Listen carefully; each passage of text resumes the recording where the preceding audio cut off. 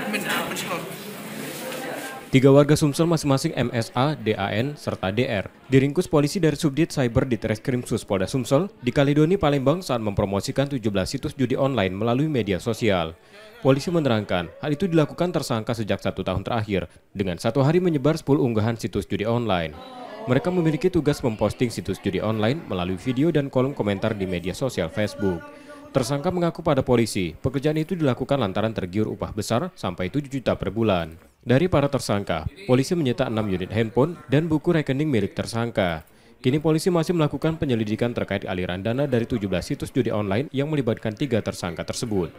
Ya, jadi modusnya adalah menyebarkan atau mempublikasikan situs-situs judi online di beberapa platform media sosial dengan meraup keuntungan 2-7 juta per bulan dari masing-masing orang.